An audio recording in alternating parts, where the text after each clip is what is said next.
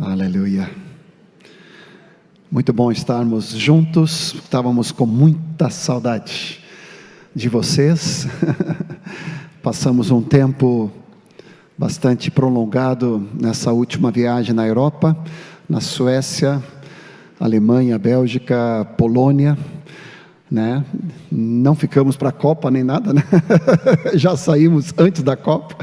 Eu estava bem desligado, né? Mas aí chegando aqui tinha todos os netos, aí a gente começou a se inteirar um pouco, né? A gente marcou o dia de hoje não sabendo, eu sabia que o Brasil possivelmente ia jogar, né? Mas infelizmente tanto a Suécia como o Brasil saíram, né? Então, glória a Deus, mantemos o culto. Aleluia, mas que alegria. Antes de começar na palavra, eu tenho um pedido de oração.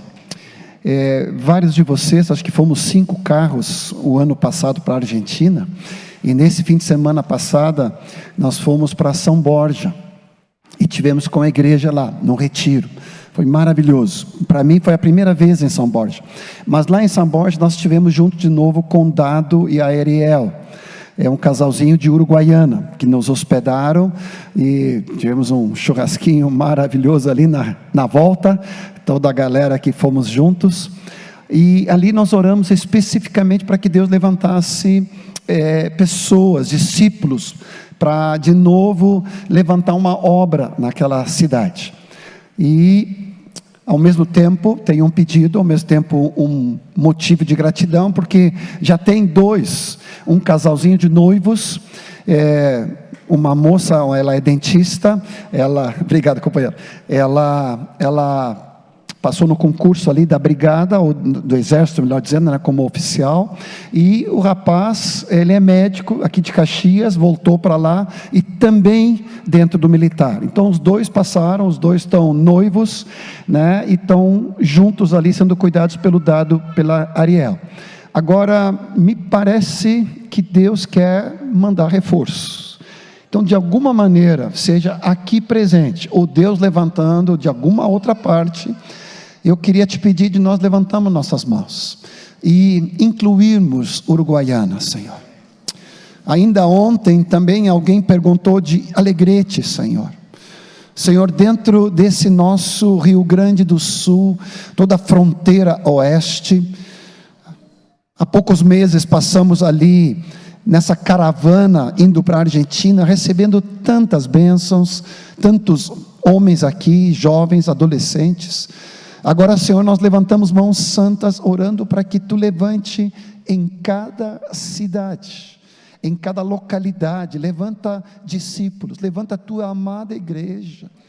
Nós clamamos por reforço, envie trabalhadores para a Tua seara, envie obreiros, trabalhadores para a Tua seara. Nós clamamos na Tua presença, em nome do Senhor Jesus. Assim como Tu fizeste uma obra linda ali em São Borja, está fazendo, e vais fazer mais ainda, ali no outro lado do rio Uruguai, em São Tomé, há um rebanho, há uma congregação na Argentina. Por favor, Senhor, o tempo se aproxima, queremos ter olhos para ver a Tua seara madura para a colheita, e a cada um de nós sendo trabalhadores na Tua seara. Vai tocando, Senhor Jesus, mesmo hoje de noite, vai falando com irmãos, com irmãs, vai despertando, vai enchendo o coração com a Tua abundante graça. Obrigado, Senhor. Vai orando, tá? Aleluia, o Senhor é fiel. Ele dispõe dos seus obreiros como lhe apraz, Ele levanta trabalhadores. Então vamos estar atentos diante do Senhor. Você estava falando aqui de edificação, fundamentação. Me parece que a palavra de hoje é nessa linha também. Não é terça-feira, é sábado, né? Mas é também nessa linha. Senhor, nesse início de ano, na Páscoa, quando nós estivemos juntos, Deus nos falou muito sobre a questão do discípulo, né? Muitos de vocês estiveram juntos lá na PUC, e na seguida o Senhor tem dado essa continuidade dessa palavra. de rever alguns fundamentos muito cruciais sobre a nossa caminhada diante do Senhor. E por mais que nós estamos vivendo um tempo muito distinto, vamos colocar assim, muito diferente. Vivemos numa época de um pós-modernismo, quase pós-cristianismo, mesmo entre nós aqui no Brasil, onde aquilo que era antes algo, vamos dizer assim, consagrado, algo sacramentado, hoje já há um ataque muito grande do inimigo, né, com tudo que é humanismo, tudo que é relativismo, atacando as verdades de Deus. E diante disto, o Senhor tem me dado uma palavra sobre autoridade espiritual, sobre princípios da autoridade espiritual, e depois também trazendo algumas considerações extremamente importantes, porque podemos cair num dique que é uma anarquia, que é uma, vamos dizer assim, uma democracia, né, no sentido não positivo, né, mas contra o governo de Deus, porque na igreja do Senhor é uma teocracia, ou seja, é o governo de Deus na vida da igreja. Por outro lado também, há esse perigo no qual sempre precisamos ter esse cuidado e esse alerta de um autoritarismo, de uma manipulação, controle sobre as pessoas, que é algo completamente maligno. Então eu quero te convidar, de nós, com muita simplicidade, vou citando alguns princípios, e Deus me colocou ali em São Borja também, na semana passada, de introduzir, vamos dizer assim, fazemos um nivelamento básico como discípulos, antes de entrarmos sobre os princípios da autoridade espiritual e as considerações. Porque falar sobre a autoridade espiritual, para quem não é discípulo, é complicado. Porque há um espírito de rebelião, de insubmissão, de desobediência, de contrariedade que permeia no meio da sociedade. Mas nós, como filhos de Deus, nós como discípulos do Senhor, nós estamos numa outra esfera. Então, antes de dar alguns princípios do checklist do discípulo, deixa eu orar contigo mais uma vez, porque eu sei que aqui tem uma questão de uma guerra espiritual, e eu quero tomar autoridade. Você diz amém? Amém. Vamos fazer isso juntos? Em nome de Jesus, eu quero tomar autoridade espiritual sobre cada vida aqui, de uma forma muito positiva, de uma forma muito curadora, Senhor. Nós não queremos ter nada como príncipe das trevas, nem com, o diabo, Satanás, que é o princípio da rebeldia, da insubmissão, da desobediência, da independência. Mas nós somos filhos da luz, e nós queremos nos sujeitar integralmente a Ti, Senhor Jesus. Por isso tomamos autoridade, no nome do Senhor Jesus, e mandamos embora todo e qualquer tipo de espírito contrário aqui. Tomamos autoridade do alto, do nome de Jesus, para que a tua mente seja liberta, teu coração, tuas emoções, tua vontade, tua mente, qualquer trauma do passado que gerou uma indisposição, uma insegurança ou uma barreira com essa temática tão básica, Senhor, cai por terra agora, em nome de Jesus. Seja livre para receber a bênção, para receber a cura, para receber a prosperidade daqueles que vivem debaixo do cuidado de Deus e da sua autoridade delegada. Obrigado, Senhor Jesus. Deixa eu citar contigo só para nós recordarmos nesse checklist. Vou citar porque eu não vou nem pregar, porque senão a gente vai ficar só nessa introdução, mas só para fazer esse nivelamento entre nós. Qual é o primeiro tópico? Pode colocar ali para mim, do discípulo. Isso aqui tu vai só ticando ali, né? Tu vai tranquilo, tranquilo. É brincadeira, tá? Eu mesmo pregando depois de 500 anos, eu me vejo apertado sempre pelo Espírito Santo, e eu vejo quanto só de relembrar esses 7 tópicos do checklist do discípulo, vai mexendo com a minha vida. O primeiro é um amor supremo a Jesus. O texto de Lucas 14, 26, Jesus falando à multidão. Marcos 8, 34, que vem no outro tópico, ele fala falando à multidão e os discípulos. Ou seja, não é um assunto só para, vamos dizer assim, uma parte da liderança da igreja, quem já é consolidado, é para todos. Jesus falou que se alguém, na minha versão fala odiar, mas na verdade é amar menos. Se alguém não amar menos seu pai, sua mãe, seus irmãos, e depois ele continua, sua própria vida, não pode ser meu discípulo. Você te lembra desse versículo? João 14, 26, também tem o relacionado ali em Mateus 10, 37, se não me falta a memória, isso mesmo, onde na versão atualizada explica que é amar menos. Ou seja, Senhor, eu quero dar este amor de primazia, amar mais a Jesus, o meu Senhor, acima de qualquer outro tipo de relacionamento na minha vida.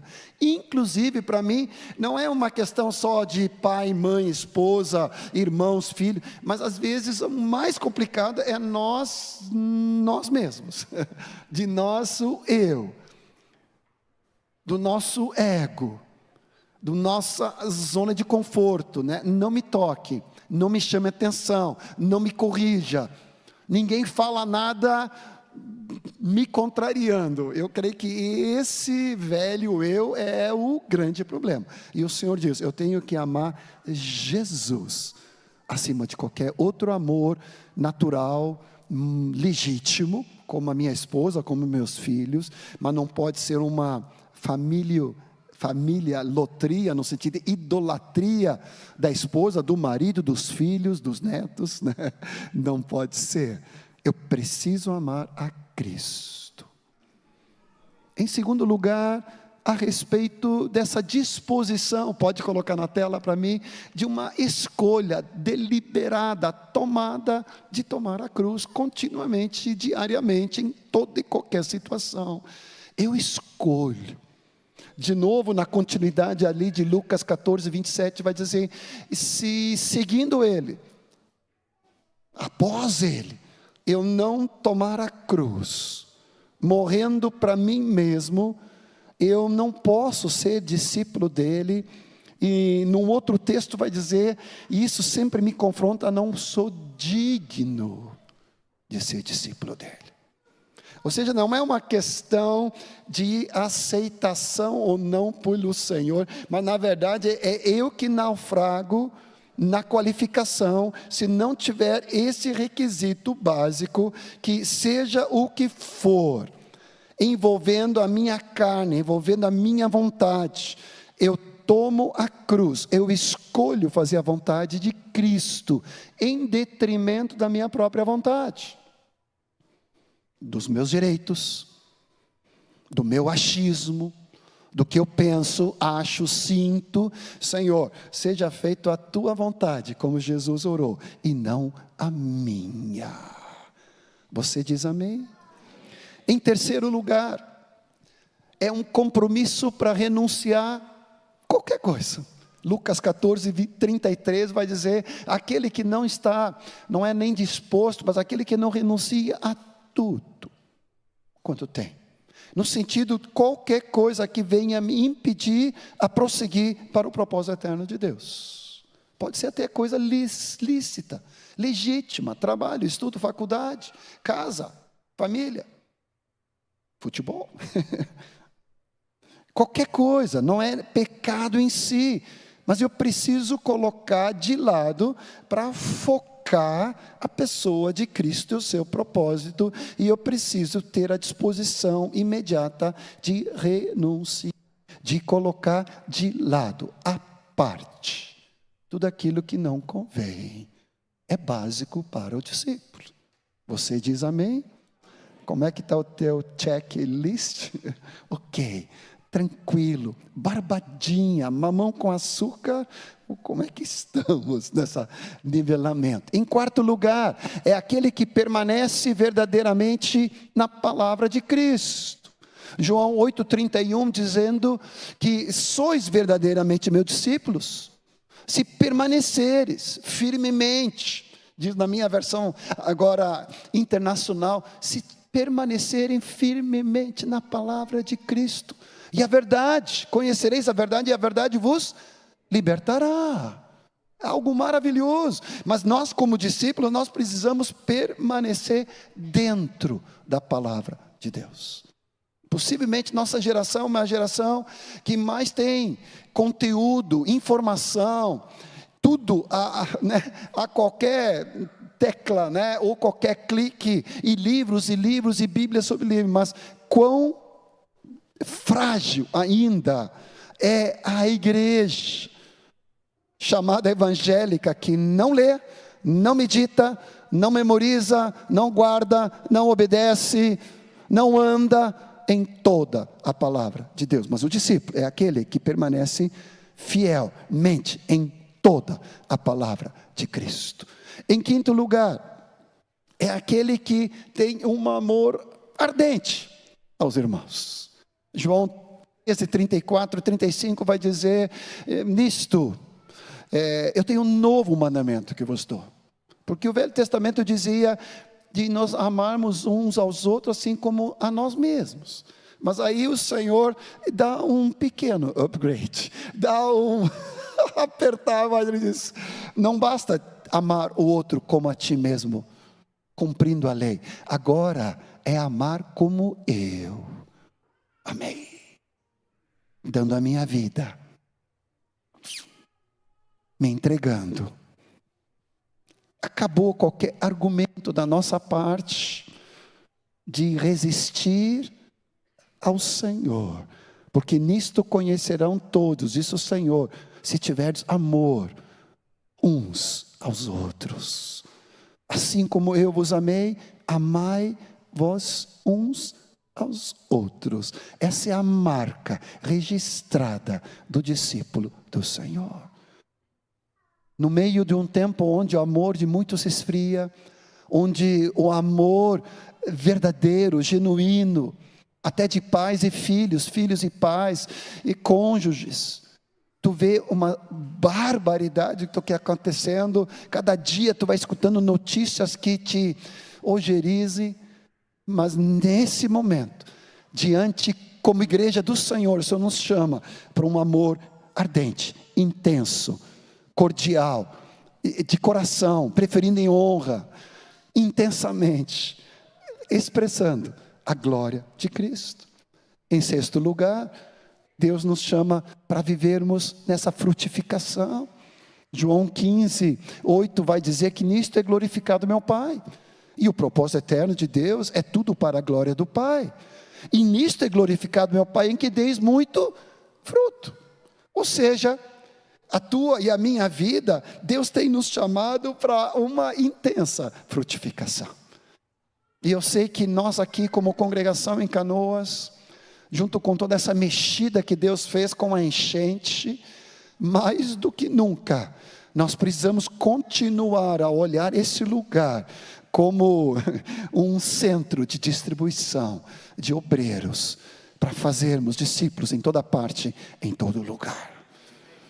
Não é um celeiro para ficar guardando nossas vidas, nem para uma autocontemplação, ou apenas uma alegria nossa. Claro que cada vez que estamos juntos é um transbordar de Deus, mas todos nós, sem exceção, desde os pequenos até os mais velhos, Senhor, eu quero dar fruto, mais fruto, fruto que permaneça para a tua glória.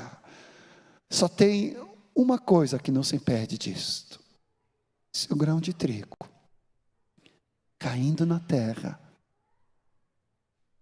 não morrer, fica só. Eu vou repetir. A única coisa que impede o nosso frutificar mais intenso ainda, é de nós nos guardarmos na nossa zona de conforto, nas nossas limitações ou debilidades, ou desafios pessoais, impedindo do grão de trigo, que é cada um de nós, caindo na terra, morrer para nós mesmos, para a nossa agenda, para o nosso tempo, para o nosso conforto, ou a nossa falta de conforto, ou dificuldades, ou desafios, ou sei lá, me veio a palavra perrengues, né? Ou seja, qualquer situação pode ser positiva ou negativa, mas Senhor, o grão de trigo precisa cair e morrer para dar muito fruto. Você diz amém? Vai ministrando sobre nós, Senhor, nessa introdução de um checklist do nivelamento do discípulo, para que possamos acolher a continuidade da palavra. Ah, Senhor, nesse ano ainda que temos pela frente, esses próximos meses, queremos mais intensamente te clamar por vidas, mais fruto, para a tua glória. Obrigado, Senhor Jesus. Tu tens feito tantos milagres entre nós, mas ainda te pedimos mais. Concluindo o 7º, o discípulo é aquele que vive intensamente para o propósito eterno de Deus. Ele vive para a glória de Cristo. Você diz amém? Está convergido, está focado, intencional. Eu quero viver para a glória de Cristo, no meu falar, no meu andar, no meu olhar, no meu trabalhar, no meu cozinhar, no meu lavar, no meu limpar, no meu atender, no meu descanso. Senhor, tudo que eu faço, eu tenho essa primazia, essa prioridade, tudo para a glória de Deus. Queres levantar tuas mãos e orar comigo antes de entrarmos no assunto propriamente dito? Agora, como discípulos, com esse checklist básico, vai operando, Senhor. Vai gerando nossos corações aplainados para a tua palavra. Discípulos prontos a tomar a cruz, a renunciar, a perder a própria vida, a razão da nossa mente e coração natural. Queremos ficar na palavra e queremos amar aos irmãos, queremos discernir o corpo, queremos viver para essa glória maior da tua frutificação. Obrigado, Jesus. Deixa eu repartir contigo 7 princípios. Vamos citá-los e vamos ver um texto. Romanos 13, 1 e 2 vai nos falar que toda autoridade procede de Deus. É o primeiro princípio. Só Deus, vou usar uma palavra aqui, intrinsecamente, implicitamente, nele próprio, ele é autoridade absoluta. Toda outra autoridade é uma autoridade delegada. Romanos capítulo 13 vai dizer que todo homem esteja debaixo de autoridades. Todos devem sujeitar-se às autoridades superiores. Seja na família, seja na igreja, seja na sociedade, seja no município, no estado, na nação. Não há autoridade que não venha de Deus. Aí eu concordo contigo, é difícil, eu entendo. E a palavra fala que as autoridades que existem foram estabelecidas por Ele. Portanto, aquele que se rebela contra a autoridade, opõe-se ao próprio Senhor, digo eu aqui, Ele que instituiu. E aqueles que assim procedem, vai trazer condenação sobre si mesmos. Fala em Romanos 13, versículos 1 e 2. Toda autoridade procede de Deus. No meio do louvor, Deus me lembrou de texto conhecidíssimo, só vou citando aqui, Mateus 28, 18, Jesus falando: toda autoridade me foi dada nos céus e na terra. E se não bastasse, Filipenses 2, 10 e 11, quando vai falando que todo joelho se dobrará e toda língua confessará, aonde? Nos céus, na terra e debaixo da terra. Se não bastasse, Jesus tem toda a autoridade nos céus e na terra, e o nome dele vai ser glorificado, honrado, e os joelhos vão se dobrar nos céus, na terra e debaixo da terra. E se não bastasse, o Salmo 103, 17 vai dizer: o Senhor estabeleceu o seu trono nos céus. Somente Deus é autoridade em si próprio.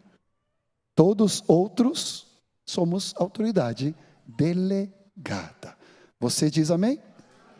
A autoridade vem de Deus.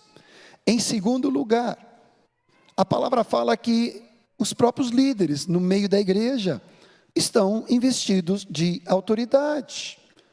Não estão por conta própria, ao seu bel prazer, mas foram instituídas pelo Senhor.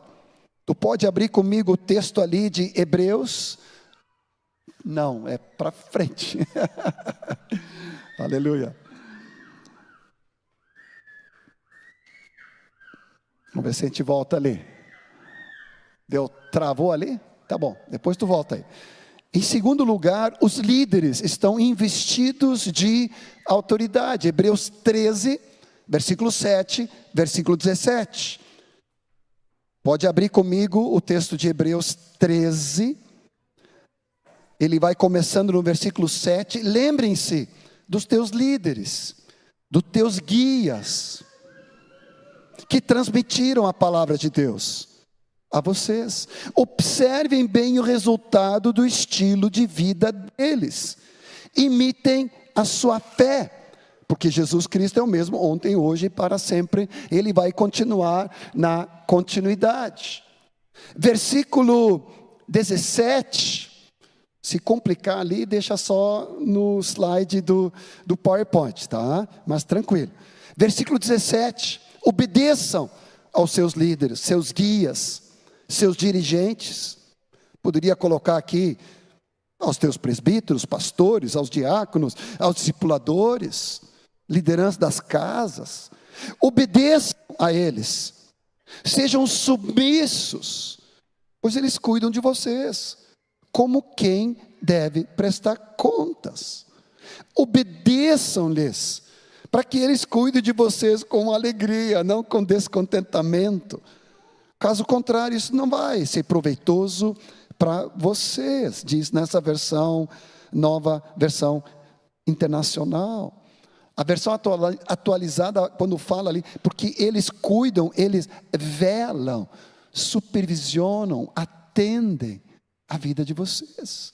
E aqui fala tanto de submissão, que precisa ser completa, de nosso render-se, de não haver resistência, mas de entregar-se, como a obediência, não só atitude interior, mas também atitude exterior, dessa submissão, dessa confiança, de estarmos completamente persuadidos pela palavra de Deus, o como devemos andar. Então, Hebreus 13, versículo 17, vai colocar com muita clareza: obedeçam e sejam submissos, porque esses líderes que o Senhor tem colocado, eles cuidam de nós. Eu sempre fico lembrando de uma coisa em português que é um pouco estranha, né? Mas porque aqui ele fala que se nós cuidamos dos discípulos e cuidamos com peso, isso não vai contribuir para a vida do discípulo. Quando Filipenses 1 fala a respeito, Paulo diz: eu louvo a Deus e me alegro no coração cada vez que eu oro por cada um de vocês. E aí vem uma cena na minha mente.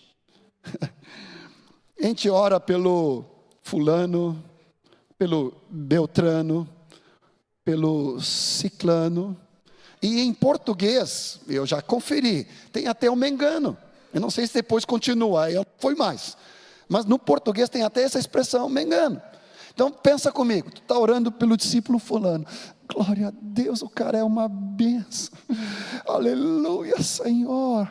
Ai, desce um bálsamo, uma alegria, um renovo, a gente vai sendo cheio de espírito. Pelo Beltrano, glória a Deus, a irmãzinha é tão preciosa. Aí tu vai chegando na lista dos discípulos. Ciclano, aí já dá uma azia. Pelo mengano já dá uma úlcera. Oh, Jesus, Senhor, bem que esse irmãozinho pode passar. Eu acho que vou falar com o Roberto, ele pode assumir essa irmã. Claro que só estou brincando, isso não acontece em Canoas, só em Porto Alegre. Ou seja, se tu dá brincadeira aqui, azia e refluxo para o teu discipulador, isso não coopera.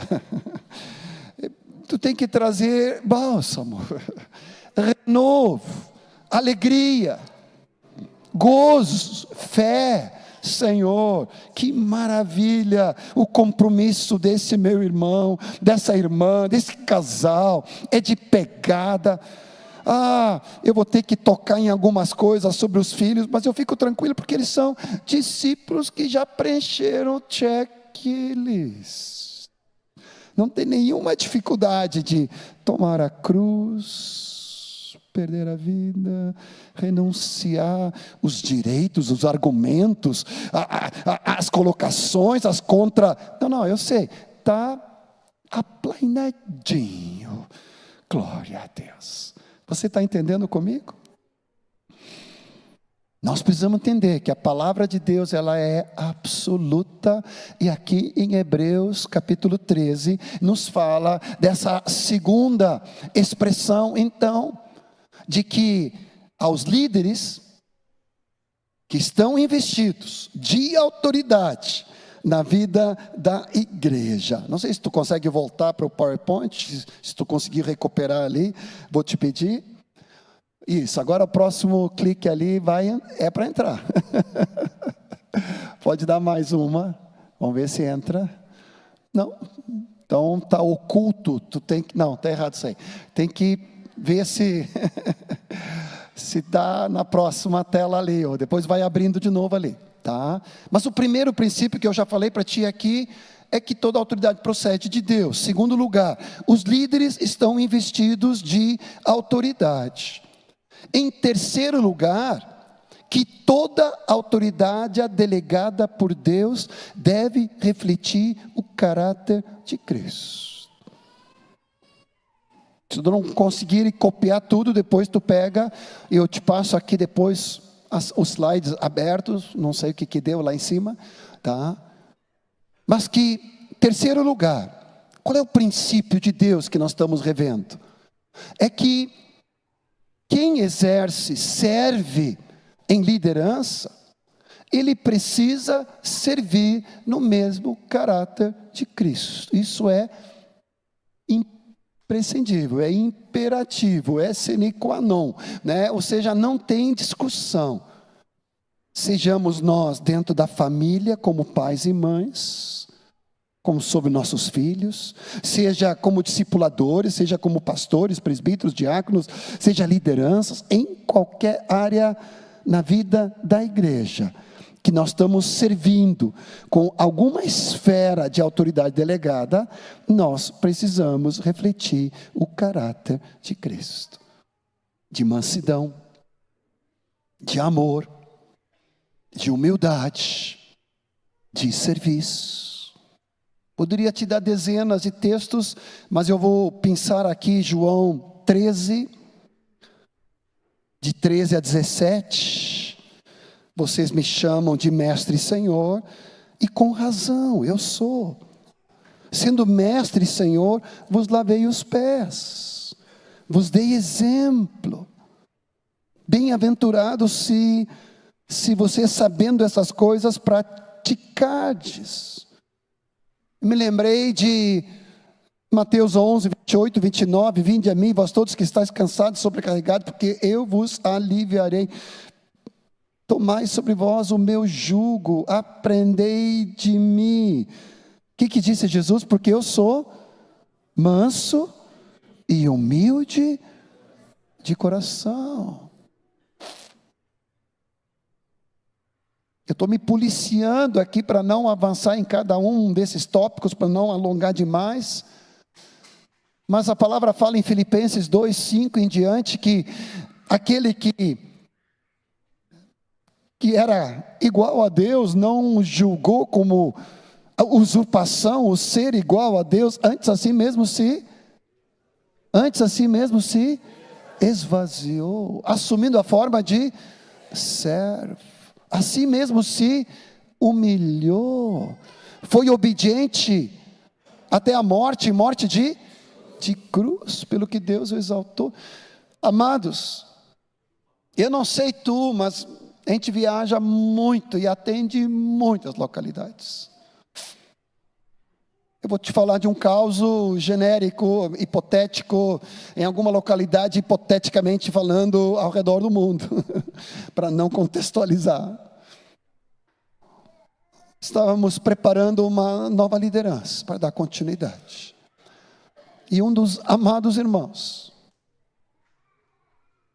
já servia nessa questão do diaconato. Estávamos preparando para o presbiterato. E a última palavra de recomendação para esse irmão, de outro irmão da equipe que estava nos ajudando, falou para ele: amado,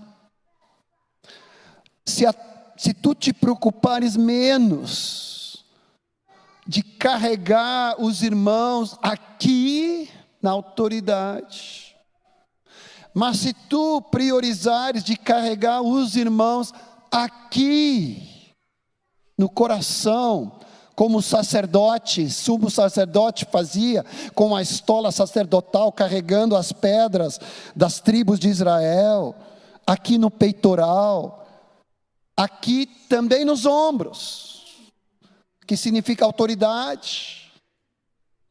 Mas esse irmão trouxe uma palavra profética para esse outro brother, e eu ainda perguntei para ele: tu disseste exatamente isso há poucos meses atrás? Ele disse: eu disse, John, foi uma palavra profética, porque infelizmente o irmãozinho não atendeu. Quando lhe foi entregue um pouco mais de serviço, de autoridade, em vez de carregar os irmãos no coração e em amor e serviço, ele começou aqui, e aí perdeu. Não sei se a gente pode dizer, botou os pés pela mão, entornou o caldo, chutou o balde, quase provocou uma destruição. Tivemos que correr atrás do prejuízo. Ainda estamos. Dá um trabalho medonho quando pessoas sem o caráter de Cristo começam a se preocupar mais com poder e ser autoridade, em vez de servir na autoridade. Me lembrei de outra coisa aqui, 500 anos atrás. O pior é que o Gilberto conhece o cabra, mas eu não vou expor aqui. Um discípulo, genericamente falando, em alguma localidade. Um dia eu perguntei para ele, eu não sei como foi o assunto exatamente, mas eu quase caí do cavalo ali, né? Porque eu perguntei assim: qual é a base da tua aspiração no meio da igreja? Aí ele disse: não, eu quero ser presbítero. Eu disse: está bem, não é errado. Excelente coisa almeja, diz a palavra, em 1 Timóteo 3. Aí eu perguntei, por quê e para quê? Ele disse, para ter poder para mandar nos irmãos. O cara pelo menos tirou 10 na sinceridade. O pior, vocês estão rindo, né? Mas o cara falou isso mesmo. Se ele ainda disfarçasse, não, ele falou assim, eu quero ter poder para mandar. Eu disse, meu irmão, entre nós nunca vai ser. Pode pendurar a chuteira, não vai ser convocado nunca. Não, até hoje, graças a Deus, porque é um absurdo, é um perigo. Qualquer pessoa com a motivação errada, homem ou mulher, em qualquer esfera, fugindo da autoridade de Cristo e fugindo dessa envergadura que Deus nos chama para expressar o caráter. Você diz amém? Oh, Senhor Jesus. Em quarto lugar, somente tem autoridade quem está sob autoridade. Mateus 8, versículo 9, fala daquele centurião que encontrou Jesus e estava pedindo para que o servo dele, paralítico, terrível sofrimento, Jesus falou para ele, eu irei curá-lo. E o centurião respondeu, Senhor, eu não mereço te receber debaixo do meu teto. Basta que digas uma palavra e o meu servo será curado. Olha que tremenda fé. Versículo 9, Mateus 8. Pois eu também sou homem sujeito à autoridade, com soldados sob o meu comando. Aqui era uma autoridade militar. Eu digo a um vai, e ele vai. Eu digo a outro venha, e ele vem. Eu digo ao meu servo, faça isso, e ele o faz. Ao ouvir isso, Jesus se admirou e disse, que tamanha fé, nem em todo Israel. Amado, há um princípio, vale isso no militar, vale na brigada, vale no exército, vale em qualquer contexto corporativo, somente tem autoridade quem está debaixo autoridade. O maior perigo é uma pessoa sem estar prestando contas, sem estar submisso, sem estar trazendo referência a um cuidado sobre a vida dele, exercer autoridade. Foge, não é de Deus, não é bíblico. O servir no cuidado de Deus, servindo em autoridade, somente se eu próprio estou debaixo de autoridade. Estava me lembrando aqui, também há 257 anos atrás, como Moisés falava, né? Eu devia ter meus 23. Já tinha começado num discipulado com Erasmo, naquela época. Gurizão, 20 e poucos anos, entrando na faculdade. Começamos a ser ajudados pela vida do Erasmo. Naquela época, todos nós líamos muitos livros do Watchman Nee. Recomendo. Caiu na minha mão um livro chamado Autoridade Espiritual. Já tinha lido A Vida Cristã Normal, agora eu estava lendo Autoridade Espiritual. Te confesso que eu tive que ler umas 4, 5 vezes para cair a ficha, para entender alguma coisa. Porque tem toda aquela ideia um pouco oriental para entender o pensamento dele. Mas ali foi caindo um temor na minha vida. Eu me lembro como se fosse ontem. Nós indo lá em Felipe Camarão, onde lá no Bonfim, onde Erasmo morava, nós fomos cedo orar com ele, 6 da manhã, na sexta-feira. E naquela manhã, eu creio que eu estava com Everton da Carmélia, eu estava com Jairo, não sei se eu estava com meu irmão gêmeo Bu, mas ali eu rasguei o coração, e os outros também, dizendo, Erasmo, até aqui, eu tive num discipulado contigo, de grupo, há partir de hoje, eu quero sujeitar a minha vida ao teu cuidado espiritual. Eu toquei no que era a autoridade de Deus delegada. Nunca antes tinha recebido qualquer instrução sobre isso. Mas ali lendo e relendo e estudando e rascunhando e revisando e resumindo e vendo todos os textos da palavra, veio um temor de Deus que foi fundamento na minha vida. Há mais de quase 40 anos atrás, e que depois Deus foi consolidando namoro, noivado, casamento, trabalho, ministério, depois entre os meus colegas no presbitério, depois no cuidado apostólico. Toda a minha vida foi permeada, e até hoje eu também sou homem sujeito à autoridade como você. E é um privilégio estar junto com a equipe lá em Porto Alegre, aos meus irmãos mais novos e aos irmãos mais velhos. E em qualquer lugar onde eu vou, eu sempre vou buscar quem serve em autoridade nesse lugar, a quem eu posso me submeter.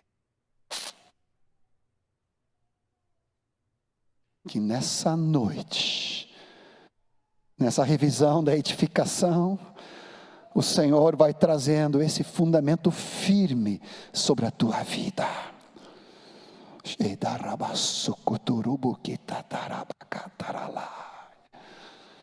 Oh, Jesus amado, vai operando, Senhor, revelação, porque não é por medo, não é por subjugar, não é por impor, é por revelação de Deus, para sairmos de qualquer princípio do diabo, em nome do Senhor Jesus. Em quinto princípio, autoridade é para edificação, e não para destruição. 2 de Coríntios, capítulo 10, versículo 8, depois capítulo 13, versículo 10, 2 vezes Paulo vai dizer, essa autoridade que me foi conferida pelo Senhor, que o Senhor nos deu, eu não me envergonho disto, mas essa autoridade é para edificação e não para destruição de vocês. Capítulo 13, versículo 10, essas coisas vos escrevo, mesmo estando ausente, para que quando eu for, não preciso ser rigoroso no uso da autoridade, no serviço da autoridade, que o Senhor me deu. Para quê? Para edificação, e não para destruição de vocês. Edificar significa construir, promover crescimento, santidade, a prosperidade espiritual, mesmo que seja às vezes corrigindo, admoestando, disciplinando, mas não é para destruição, muito menos para um espírito de controle, ou de domínio, ou de manipulação, mas sempre, Senhor, ao servirmos, seja na minha casa, seja com a esposa, seja nós como casal com os filhos, seja com os discípulos, seja com os companheiros, seja em qualquer esfera, é para edificar, e nunca, e jamais, eu repito, controle, domínio e manipulação, nós repreendemos em nome do Senhor Jesus. Vocês aqui têm o privilégio, há muitos anos, de serem uma igreja que anda com uma liderança que se submete, que reporta de coração, para edificação, para que haja a prosperidade de Deus, do seu propósito na vida de cada um de vocês. Amém? Em sexto lugar, sem sujeição não há edificação. Primeira de Pedro, capítulo 5, eu poderia pregar horas aqui sobre esse texto. Ele vai dizendo que Deus resiste aos orgulhosos. Tiago também vai falar a mesma coisa. Deus se opõe aos orgulhosos, mas Ele concede graça aos humildes. Portanto, da mesma forma, sujeitem-se. Ele está dizendo aos jovens, mas não é só jovens de idade, jovens na fé, aos mais velhos. Aqui eu fui olhando algumas versões, em algumas outras traduções fala, sujeitem-se aos presbíteros, aos anciãos, aos mais velhos, e sejamos todos humildes de um para com os outros. Por quê? Porque Deus se opõe, resiste àquele que é arrogante, soberbo, orgulhoso, altivo, porque isso é princípio do diabo. Mas Deus concede graça e humildade. Portanto, queridos, digo eu, humilhem-se debaixo da poderosa mão de Deus, porque Ele vai nos exaltar no devido tempo, lançando Ele toda a ansiedade, porque Ele tem cuidado de vós. Você diz amém?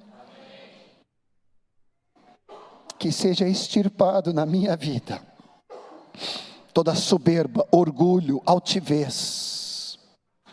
Na tua vida, quando tu toca e vê, identifica algo que pertence aos quintos do inferno, algo que tem cheiro de enxofre, algo que tem a ver com orgulho, soberba, altivez, arrogância, imediatamente te lembra do checklist e diz, Senhor, eu quero tomar a cruz, eu quero renunciar, eu quero morrer, eu quero extirpar isso da minha vida, porque Senhor, Tu resiste a qualquer traço de orgulho, mas quando Tu encontra um coração quebrantado e contrito, a Tua palavra lá em Isaías diz, é com este que eu habito.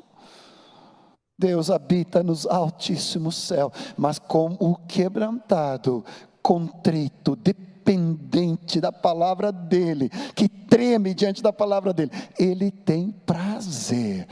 E a cada jovem, adolescente, homem e mulher, que tem esse coração, Ele vai em tempo oportuno exaltar. Em sétimo lugar, Deus não quer governar ninguém que não queira ser governado. João capítulo 6, aquele texto tão contundente, quando Jesus se volta para os discípulos, porque muitos discípulos tinham ido embora, e Jesus se volta para os 12 e pergunta, vocês também não querem ir? E o Simão, aquele, teve de novo a brilhante revelação, Senhor, para quem nós iremos? Quírios, Mestre, amo, soberano, só Tu tens a palavra da vida eterna, e nós cremos e sabemos que Tu és o Santo de Deus. Autoridade espiritual jamais é algo exigido ou imposto, mas a palavra é muito clara, que não vai poder ter prosperidade, pode colocar o próximo ali, que não vai poder existir um discipulado verdadeiro, onde não houver um coração submisso, e é impossível edificar, digo eu aqui, a imagem e semelhança de Cristo, quem não se submete. Aqui é um divisor de águas para a tua e a minha vida. Eu já decidi há muitos anos, e cada dia eu decido, Senhor, eu quero me submeter a Ti, e a Tua palavra, e a liderança, mesmo quando às vezes me custa e eu tenho que tomar a cruz, e quando eu sou contrariado, Senhor, eu sei que é para o meu bem, a submissão vai trazer edificação. Estamos quase concluindo, e eu quero só ler depois as considerações, mas deixa eu te contar mais uma história. Era a década de 90. Estava com Asaf. Asaf estava recebendo uma proposta, assim, irrecusável, no meio evangélico brasileiro, onde um certo brother, vou colocar assim, que estava assim bombando a nível Brasil, possivelmente um dos ministérios mais reconhecidos no início da década de 90, em meados. Já tinha estado com Asaf e Marta ministrando em algumas conferências de mais de 2.500 pastores. E o Asaf estava navegando ali, só crescendo na maré, e esse irmão chamou ele para ele ser responsável por todo departamento de mídia, comunicações, gravações, se mudar para outra cidade, todos os recursos, ia ser filé mignon, não sei como é que poderia chamar, tudo aquilo que o coraçãozinho estava aspirando. E o Asaf ficou baqueado, balançando. Eu falo isso porque é público esse testemunho. Aí nós orando juntos, ele trouxe ao presbitério, todos nós ficamos muito preocupados, quem ia cuidar da vida dele na continuidade lá. Ele perguntou para esse brother e disse: tu vai me pastorear e vai me discipular? Aí esse irmão, entre aspas, falou: não, tu vai ser um funcionário aqui, como se fosse um diretor de área.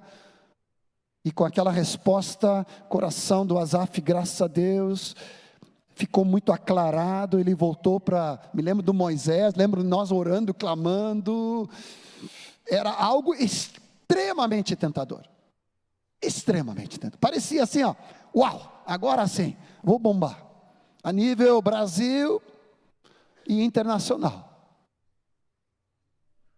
Mas o Senhor segurou o coraçãozinho do meu companheiro. E ele disse: não. Porque aqui eu tenho Moisés, eu tenho meu presbitério, eu tenho meus companheiros, quem me cuidam, quem velam pela minha vida, quem me discipulam.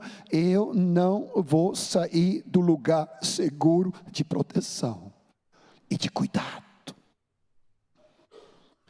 Eu creio que não demorou 2 ou 3 anos, esse irmão se desviou completamente, caiu em adultério, depois reincidiu com outra pessoa ainda, se separou da esposa, perdeu filhos, caiu assim, em pouquíssimo tempo, não tinha mais expressão nenhuma, e até hoje, está fora, está longe. Quando eu penso nisso, meu coração treme, que o meu querido companheiro, amigo, poderia ter resvalado ali, pisado no tomate, e ter sido seduzido pela projeção, por ser o grande, mas não era de Deus. Deus guardou a vida dele até hoje, debaixo desse cuidado.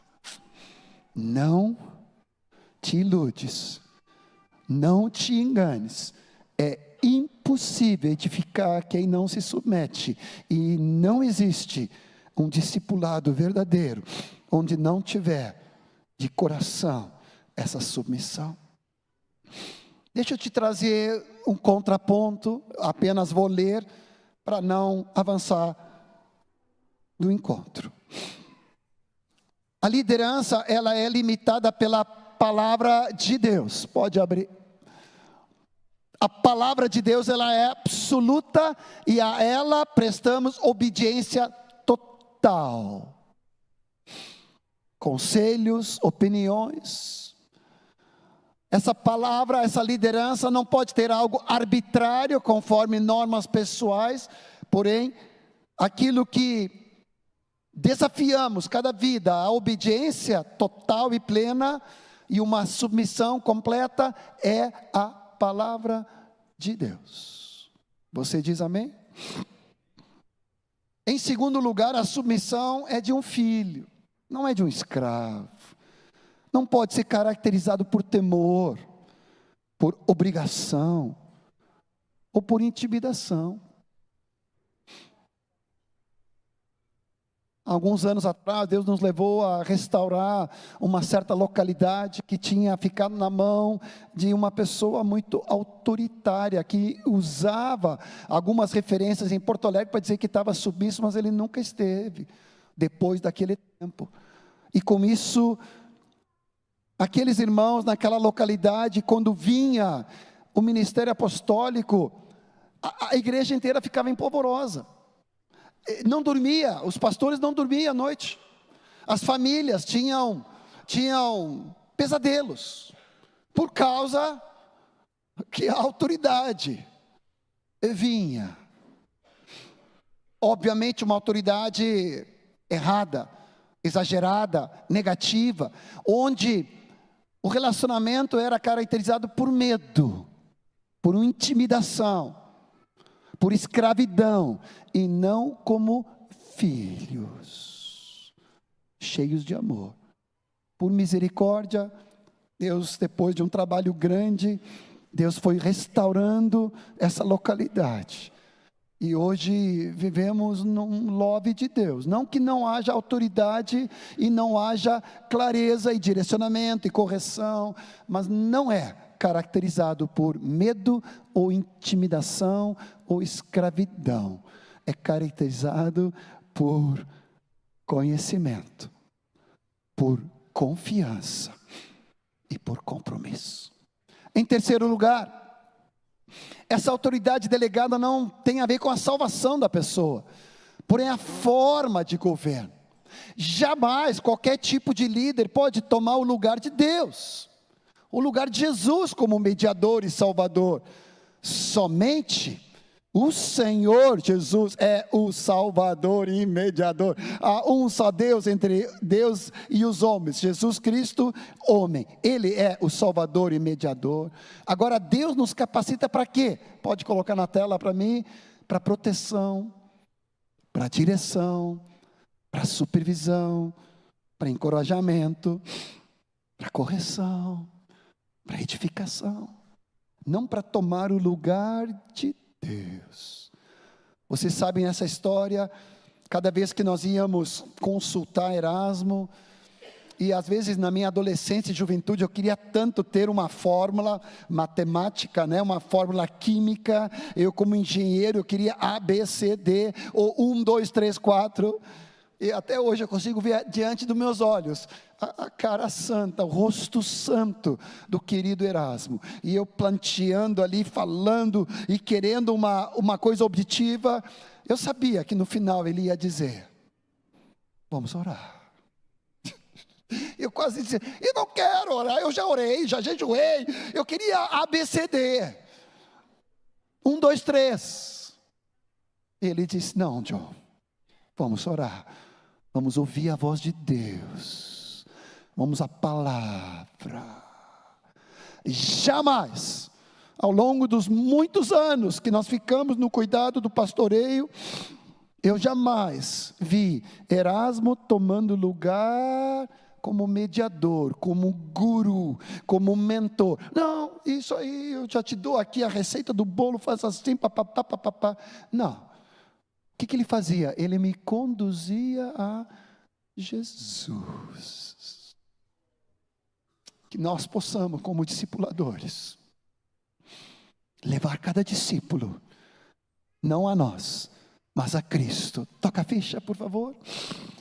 Em quarto lugar, ou antes disto, a autoridade espiritual é consequência do nosso serviço e do nosso amor ao discípulo, não é por reivindicação. Em quarto lugar, o alvo de qualquer liderança, seja em que nível for, inclusive com nossos próprios filhos, não é criar robôs sem alma, mas é uma liderança bíblica que produz discípulos que são capazes, são responsáveis por eles mesmos, pelas suas decisões, por suas famílias e pelos outros. Na continuidade, evolui um pouco mais. Nosso alvo é levar as pessoas de uma dependência nossa a uma responsabilidade pessoal, a uma comunhão íntima com o Senhor Jesus, pelo Espírito Santo, cheios da palavra de Deus, conhecendo o Pai, o Filho e o Espírito Santo. Amém? Na próxima. Aleluia. Mais uma. Essa autoridade nunca é algo que nós tomamos, ou exigimos, ou reivindicamos. É sempre algo que é reconhecido nas pessoas, ao verem em nós o nosso compromisso em amor, cuidado, seriedade, compromisso com a palavra, com o reino. Continua. Nenhum líder, em qualquer esfera, poderia tomar mais autoridade do que lhe foi entregue. E nenhum pode pedir algo que seja arbitrário, imoral, ou contra a própria consciência da pessoa. Nós precisamos sempre levar a cada um adiante de Deus. Cada um vai prestar contas ao Senhor pelas escolhas, pelas decisões, ou omissões, ou negligências. Cada um vai diante do tribunal de Cristo, vai falar de cada palavra frívola, ou leviana, ou atitude, ou omissão. Cada um é responsável, e eu jamais vou levar algo para além daquilo que a palavra fala. Concluindo, de novo, poderia ficar horas aqui, só no cuidado de Ezequiel 34, ou de 1 Pedro, não sejais dominadores, ou autoritários. Não, Senhor. Obrigado, Jesus, pela liderança querida que Tu tens dado aqui em Canoas. Tu tens dado homens com coração do reino, seja a nível de presbitério, diaconato, dons, obreiros que Tu tens levantado nessa equipe, com praticamente 17 irmãos que têm ombreado junto com o presbitério, homens como Gilberto, há décadas no meio da congregação, com fidelidade, com testemunho irrepreensível. Obrigado, Jesus, por cada irmão e irmã que tem servido a igreja, em diversas autoridades delegadas.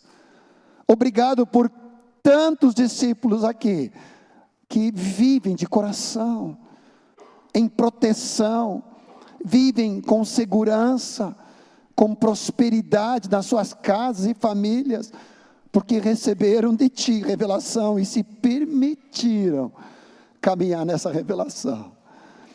Nós abençoamos a amada congregação aqui em Canoas, no meio deste mundo totalmente relativizado. Nós queremos, como igreja, viver no Teu absoluto, na segurança da Tua autoridade espiritual, Senhor. Traga a essa nova geração de jovens e adolescentes, de pessoas recém-convertidas, essa tranquilidade, esse privilégio de honrarem, respeitarem, se sujeitarem, valorizarem as autoridades que Tu tens dado sobre essa amada congregação, com liberdade, com amor e graça. Abençoamos vocês em nome de Jesus. Amém e amém. Vamos nos colocar em pé, vamos celebrar o Senhor. Vou pedir para Gabriel e a banda voltarem aqui. Enquanto tu te levanta as tuas mãos comigo, e tu pode orar com a tua voz, dizendo: Senhor, eu quero ser um homem e uma mulher sujeito a Ti, e sujeito aos meus irmãos.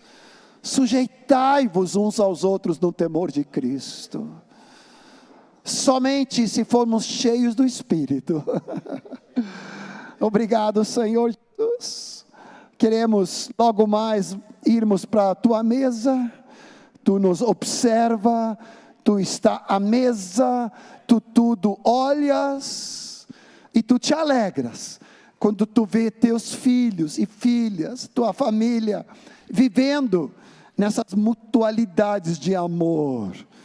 Obrigado pelo crescimento espiritual dessa congregação, guardando-os de todo mal, livrando-os de todo engano do diabo. Obrigado, Jesus. Obrigado, Senhor. Amém. Aleluia.